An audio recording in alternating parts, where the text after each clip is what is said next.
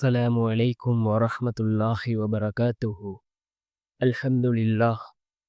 الحمد لله الذي نحمده ونستعينه ونستغفره ونؤمن به ونتوكل عليه أما بعد.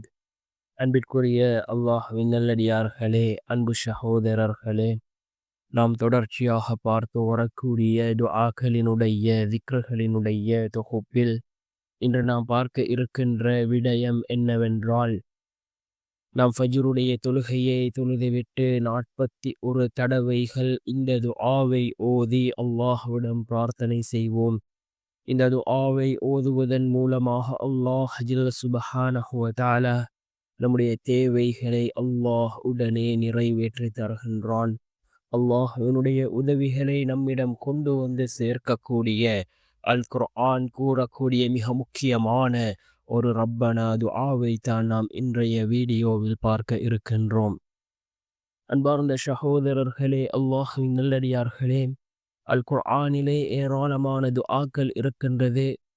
அதிலே நபிமார்கள் ஓதிய துஆக்கள் இருக்கின்றது, இறைநேசர்கள் ஓதிய துஆக்கள் இருக்கின்றது.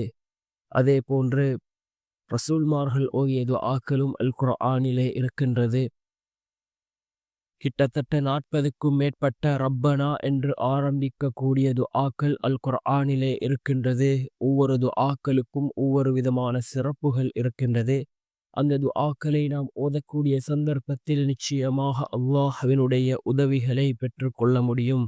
அந்த அளவுக்கு சிறந்த துஆக்களாக அந்த துஆக்கள் இருந்து கொண்டிருக்கின்றது. அல் குர்ஆனிலே இருக்கக்கூடிய மிக முக்கியமான ஒரு சூரா தான் சூரத்துல் பக்கரா. இந்த சூரத்துல் பக்கராவினுடைய கடைசி 2 வசனங்கள் இதற்கு ஏராளமான சிறப்புகளை ரசூலுல்லாஹி ஸல்லல்லாஹு அலைஹி வஸல்லம் அவர்கள் கூறியிருக்கிறார்கள். இந்த சூரத்துல் பக்கராவிலே இருக்கக்கூடிய மிக முக்கியமான ஒரு துஆ, அந்த சூரத்துல் பக்கராவினுடைய கடைசி வசனங்களில் அமைந்திருக்கக்கூடிய ஏராளமான ரப்பனா துஆக்கள் இருக்கின்றது. அதிலே மிக முக்கியமான ஒரு துஆ தான் ரப்பனா லா துஆஹித்னா இன் நஸீனா அவ் அக்தஅனா. ரப்பனா லா துஆஹித்னா இன் நஸீனா அவ் அக்தஅனா என்று வரக்கூடிய இந்த துஆவை நாம் ஃபஜ்ருடைய தொழுகையை தொழுதுவிட்டு அதே இடத்தில் அமர்ந்தவர்களாக 41 தடவைகள் ஓதி அல்லாஹ்விடம் பிரார்த்தனை செய்வோம். அல்லாஹ் ஜல்ல சுப்ஹானஹு வ தஆலா நம்முடைய எல்லா தேவைகளையும் பூர்த்தி செய்து தருவான். அதே போன்று அல்லாஹ்வினுடைய உதவிகளை நம்மிடம் கொண்டு வந்து சேர்க்கக்கூடிய மிகவும் அற்புதமான ஒரு துஆவாக இந்த துஆ இருக்கின்றது. நாம் இதனை ஓதி அல்லாஹ்விடம் பிரார்த்தனை செய்வோம்.